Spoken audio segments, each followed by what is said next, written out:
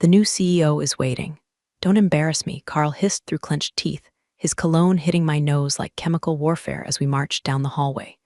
His tie was crooked, his temper shorter than usual, and for once, I wasn't the reason. At least, not yet. I had walked in exactly 8 minutes late, not because I'd overslept, not because I was fixing my hair or sipping overpriced foam at the corner cafe. No, it stopped outside to hand my lunch, a decent turkey sandwich with homemade mayo, to a guy slumped on the back steps of the building. He was in worn coveralls, sweat streaking his temples, fiddling with a broken thermos. No ID badge, just tired eyes and cracked fingers. And something about that posture, shoulders hunched like the weight of the world had been on them too long, made me hand him the brown bag without thinking twice. Carl didn't see that part, just saw me enter the lobby late. And when Carl saw you late, it became the only thing you were, a mistake, a stain, a problem to be fixed or fired, depending on the mood HR was in.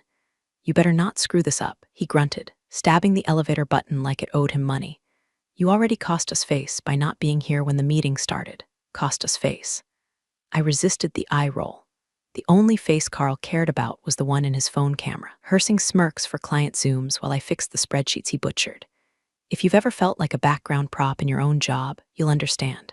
I was the polite nod in the corner of every team photo, the one who just has a knack for paperwork, the one who stayed late, rechecked vendor codes, reworded legal blurbs, smoothed over emails Carl sent at 11 p.m. while wine drunk, and then watched him take credit again and again. Don't worry, this isn't another I found his Slack messages by accident confession. Nothing about this story is accidental. It's just years of swallowing everything. The backhanded compliments, the ignored ideas, the condescending Judith, can you pretty this up for the client? After he'd mangled the actual content. Anyway, if you're still with me, hey, take a second and tap that like button or hit subscribe. We don't ask much, but it really keeps the team going. And let's be honest, know you want to see how this ends. The elevator dinged and Carl barreled out, shoulders squared like he was storming Normandy. I followed, straightening my cardigan, smoothing my expression into the same non-threatening efficiency I'd perfected over the last 6 years. We entered the boardroom late, not fashionably, not charmingly, just late enough to matter. 12 heads turned. The CFO, the ops director, legal counsel, even Clara from HR with her always suspicious smile. Carl cleared his throat like a high school drama kid about to monologue. I scanned the room for a seat and froze. At the head of the table, flipping through a crisp blue folder, sat the man from the back steps. No thermos now, no coveralls, just a dark suit, a silver pen, and a silence that sucked the oxygen out of the room. Carl didn't notice. Of course he didn't. He went right into his patented babble, tossing out buzzwords like a salad shooter. We're very excited to collaborate, synergize across departments. Judith, of course, will handle the notes. I didn't move, didn't speak. My eyes were locked on the man who'd eaten my sandwich 10 minutes ago. He looked up briefly, our eyes met, and he nodded, just once. A whisper rippled across the room as a name was introduced, but I barely heard it. My pulse was thudding too loud. Everyone, the CFO announced, this is Thomas Hale. As of this morning, he's our new CEO. Carl's mouth was still moving, but the rest of him froze, like a glitching hologram. The kind that doesn't realize it's about to be unplugged. And I sat quietly, pen in hand, dignity intact, watching the man who had been invisible step into full view, while the man who had always needed a spotlight had just lost his. Carl kept talking like he was auditioning for game show no one asked to watch, something about vertical integration and cross-departmental synergy. He gestured vaguely toward the whiteboard like he might summon a pie chart out of thin air. No one interrupted. No one helped him. The silence didn't agree with him. It was the kind of silence that ate through skin and bone. I sat at the edge of the oval conference table, hands folded neatly, not looking. Not obviously. But I knew exactly where he was, center seat, top of the food chain, man in the dark suit. The one who less than an hour ago had accepted a turkey sandwich from my hands like I was offering salvation. He hadn't said thank you. He hadn't needed to. Thomas Hale. The name finally landed like a thunderclap across my thoughts, yanking together half-forgotten snippets from old investor briefings and industry gossip. Hale Industries. Cleanup specialist. Turnaround genius. Boardroom surgeon with a smile like winter glass. Was the kind of man companies didn't hire unless something had gone very, very wrong. And now he was here. At our table. where Carl was currently gesturing in his direction like he was some guest consultant. Of course, we're excited to help Mr. Hale acclimate to the culture here, Carl was saying, like he personally owned the oxygen in the room. Our team leads have been instrumental in smoothing that process. Judith, for example, she handles all the nitty-gritty back-end stuff. Brilliant with the little details. Really frees me up for the big picture leadership. I didn't move nor twitch, but I could feel the burn of every eye flicking between me and the man at the head of the table. I was still processing the sheer absurdity of it. Not 20 minutes ago, he was hunched over broken plastic and lukewarm coffee outside our delivery dock. Now, CEO, he didn't say anything immediately. Just watched, calmly measuring. Carl kept going, unaware that the hole he was digging had already hit pipes. I make it a point to personally mentor staff, he added, flashing his teeth like that counted for something. It's how we maintain cohesion. Strong leadership, strong vision, you know. Thomas Hale finally set down his pen. The room stilled, like prey-catching scent of the predator. I appreciate the warm welcome, he said, voice smooth and unhurried. I'm particularly grateful to see how committed you are to team cohesion. That'll be important in the next few weeks. Carl smiled as if he'd just won something. Absolutely. Mr. Hale's eyes skimmed the table. And then, there it was, he looked at me. Only for a moment, a flicker. But the weight of it was immense. He wasn't smiling, but something in his expression said, I remember. And maybe, I saw you before they did. I gave the smallest nod I could manage. Not approval, not gratitude, just acknowledgement. I could practically feel Carl's ego ballooning beside me. You know, Mr. Hale, if there's anything you need, my door's always open, Carl said. And Judith will be happy to pull any reports or summaries you might require. She's our go-to for the paper trail stuff. Very by the book. Is that so? Mr. Hale asked, still looking directly at me. Not in a challenging way, not even surprised. Just taking inventory. Carl laughed. Oh, yes. I always say she's got the memory of a hard drive and the people skills of priest. Bless her heart, there it was. That passive-aggressive Ohio brand of sexism wrapped in a compliment and sprinkled with cinnamon condescension. Thomas Hale didn't react. He just flipped the folder shut. I'll be conducting departmental evaluations over the next few days, he said. No major changes yet, just observation. I'm sure I'll learn a lot. HR director cleared her throat like someone trying not to choke on a lie. Carl finally shut up, sensing, maybe for the first time, that he wasn't charming anyone, that his jokes were landing like bricks in a punch bowl, that something in the room had shifted and it wasn't in his favor. I sat motionless, but inside, my pulse was doing its own little tap dance.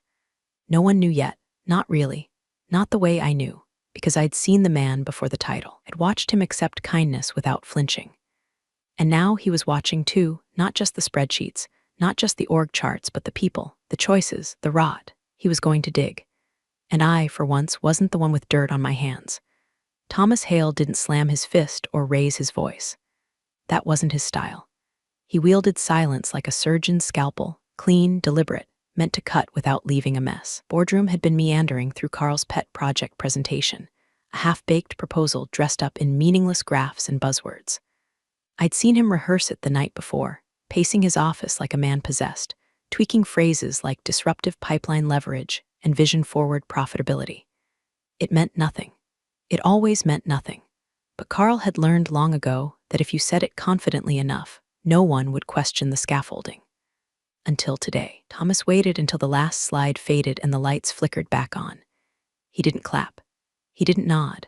He simply reached into the leather folio beside him and pulled out a single sheet of paper, one I hadn't seen before, an org chart, but not the glossy, PR-polished one Carl kept framed in his office.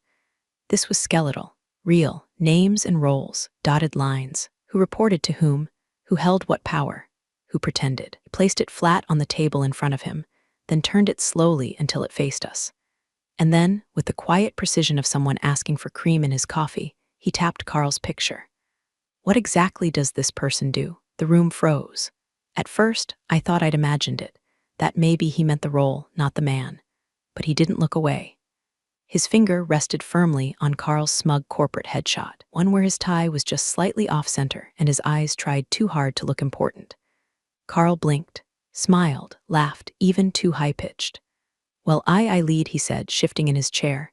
Department oversight, big picture execution, cross-functional alignment. I'm the strategic driver of. Thomas held up a single hand. I'm asking for clarity, not keywords. Carl's mouth opened, but nothing came out. He looked to the CFO, then HR. Ops. No one moved. No one made eye contact. A few blinks, one cough. It was like watching a magician reach into his hat and pull out nothing. I didn't speak, didn't twitch. I sat so still I could feel my pulse in my ears, because I knew what came next. For years, Carl had feasted on ambiguity, claimed credit for wins he barely understood, delegated disasters and called it empowerment. When he wasn't in meetings, he was thinking big. He was in meetings, he was too senior to be granular.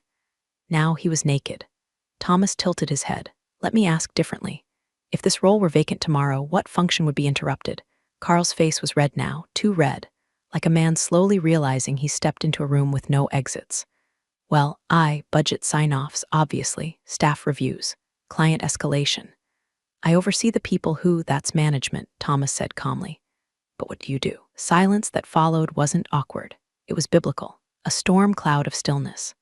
Carl's fingers tapped the table. I could see the gloss of sweat forming at his temples.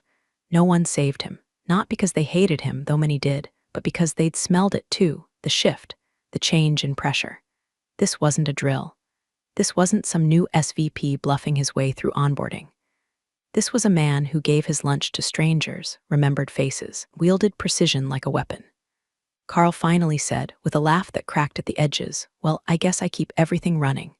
Thomas smiled, not warmly, not cruelly, just the faint curve of someone who's already decided what happens next. "Let's test that, shall we?" He glanced at his assistant, who immediately began writing something down. No one breathed, and I sat, hands folded, spine straight, the ghost of a smirk tugging at the corners of my mouth, because for the first time in years, I wasn't the one being questioned. I wasn't the one being doubted or dismissed. Carl had spent 6 years walking through fire and blaming me for the smoke. Now, someone else smelled it too. It started with an all-staff email at 6:47 a.m.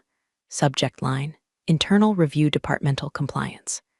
It was framed as a routine systems audit, but the phrasing was too clean, too polished. Nothing in this company was ever truly routine unless it came with donuts and a PowerPoint. This had claws tucked beneath corporate stationery. By 9 o'clock, Carl's office door was shut. By 9:15, he was pacing. And by 10 o'clock, he was standing in front of my desk with the kind of smile you'd expect from someone offering candy in a van. "You've been busy," he said, voice low, fingers gripping the edge of the cubicle divider hard enough to whiten his knuckles. Didn't look up from my monitor. "It's Tuesday. You know damn well what I mean." "Do I?" He leaned in. "This audit. It's you, isn't it?" I met his eyes, slow, steady, like I'd practiced it in the mirror for years. I wouldn't waste the effort. And that was the truth. Not because he didn't deserve it, he did, 10 times over, but because whatever fuse had been lit didn't need my hand on the match. The burn had already started, and I wasn't about to stop it. Carl tried to keep his voice down. He really did. But panic has a funny way of leaking out of even the slickest mouths. "They're asking for time cards," he said. "Vendor receipts from Q3, mileage reports." "Who the hell digs into mileage?" I gave a half shrug. "People who know where to look." He flinched like I'd slapped him. By noon, HR had sent me a polite email. "Judith, could you assist us with some document verification for the internal audit?" No accusations. No formal summons. Just assist, as if I were a volunteer in a school bake sale. I opened my folder. I didn't need time to dig. I had it all. Every reimbursement form Carl forgot to fill out. Every vendor code he mysteriously redirected to his buddy's consulting firm. Every half-assed expense labeled client engagement working lunch, which was just him buying 2 bourbons on the company card while I sat in the office rewriting proposals. Wanted attachments? They got them, timestamps. Email threads, my notes clean and dated, not a single comment, not a single opinion, just facts cold and lined up like soldiers. The HR rep didn't reply immediately. When she did, it was a curt "thank you" that was thorough.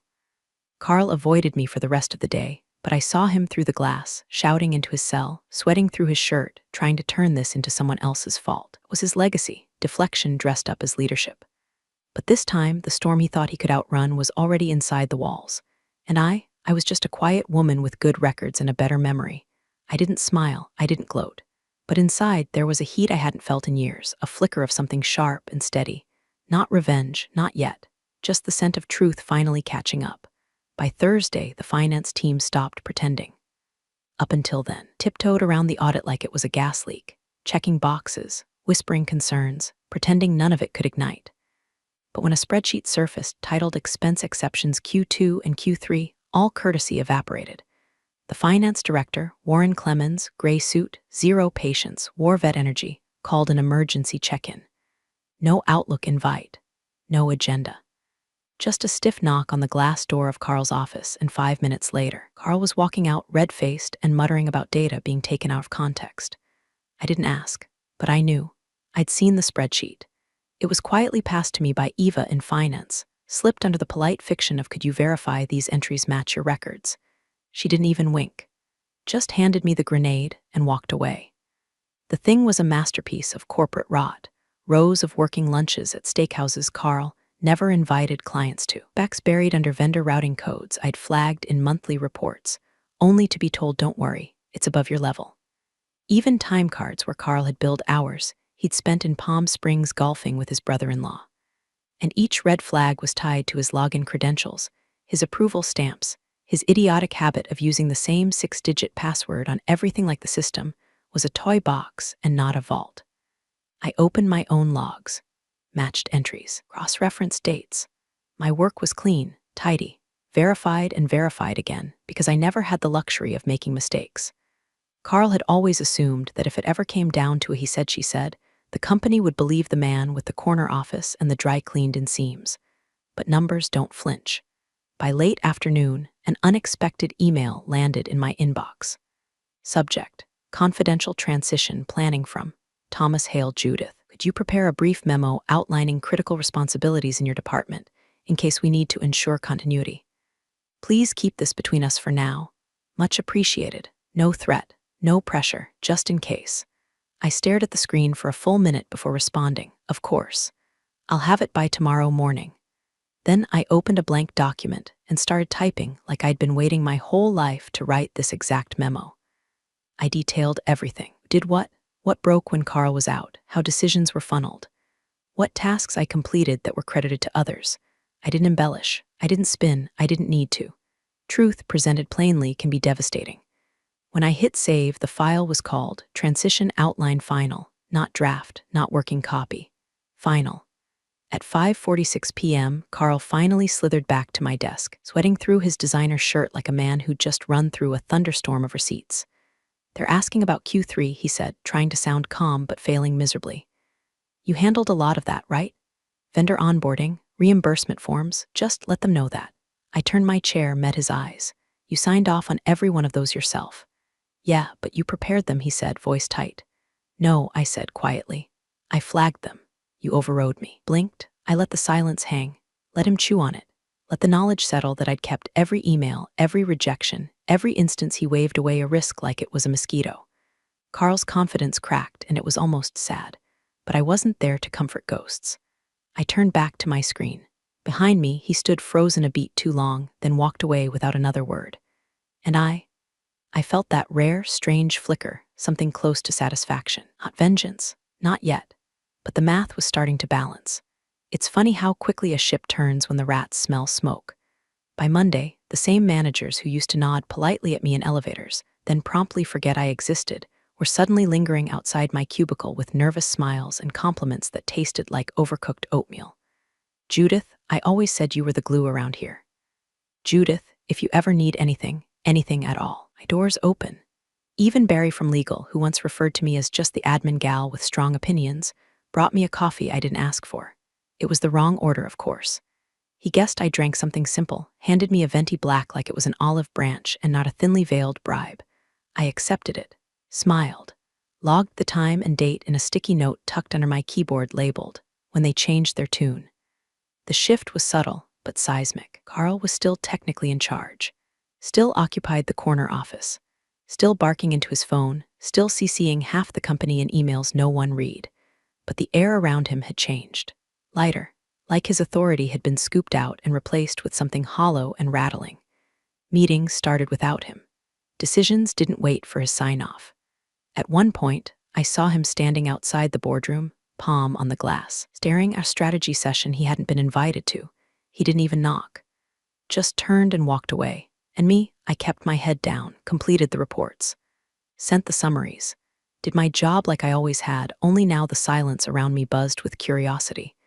They didn't know what I was, not yet.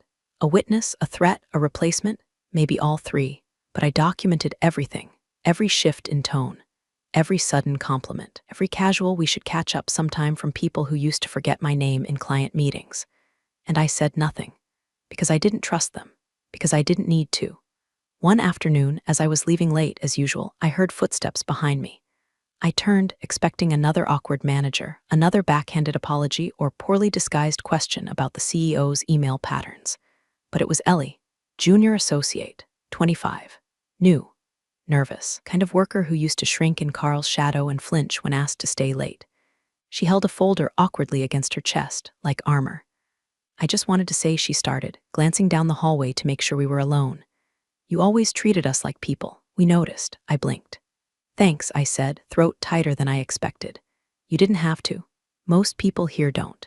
And with that, she walked off, hugging her folder like it might bite her. Stood there for a long moment. That simple sentence, "you always treated us like people," hit harder than anything I'd heard all week, because it wasn't just about me. It was about all the tiny kindnesses, the late-night coaching, the gently edited emails, the shield I'd built between the junior staff and Carl's bullshit. I'd done it instinctively, to protect them, to survive. But now, I had to ask myself something I'd avoided for too long. Was I supposed to keep surviving, or start leading? Because this company was shifting. The foundation cracked, the ceiling loose, and in the debris something new was trying to grow. Maybe, just maybe, I was part of it. I didn't decide that night. I wasn't ready. But I backed up my transition memo again, and this time I gave the file a new name, Contingency Leadership JM.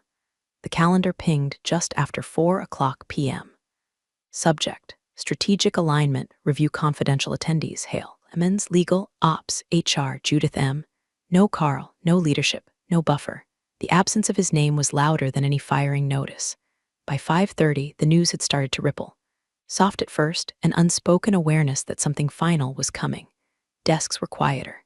Emails came laced with overpolite phrasing. I passed 3 conversations that stopped mid-sentence when I walked by. One woman looked at me like I'd grown horns. Another offered a nervous smile, kind you give someone who might be contagious. I stayed late. Not because I had work, my transition memo was finished, scrubbed, proofed, time-stamped. I stayed because the air was charged, and I wasn't sure what tomorrow would bring. At 7:12 p.m., I heard his voice. "Judith."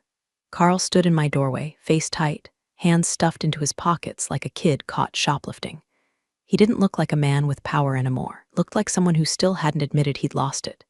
"You have a minute?" I considered saying no, considered packing my bag and walking out. But I was tired of carrying the weight of silence. "Sure." He stepped in, shut the door, didn't sit.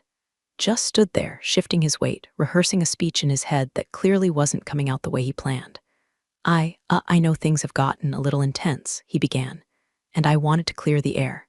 Before tomorrow." I raised an eyebrow. He chuckled nervously. "Look, you and we've had our ups and downs, but I always respected you, Judith. I know I wasn't always great at showing it, but come on, this place would have fallen apart without us." Us. The man had the audacity to say us. "You're going to that meeting tomorrow," he said, voice low now. "I'm not stupid. I know what this is. But if anyone knows the truth, it's you." He stepped closer. "Tell them, Judith. Tell them I kept things moving. That I delegated. That I trusted my team. Tell them I built this department with you." I stared at him, taking in the desperation beneath the arrogance. The cracks in the armor. "I already did," I said. He blinked. "For years," I added, "I defended you, covered for you, fixed your mistakes, smiled at your clients, rewrote your garbage.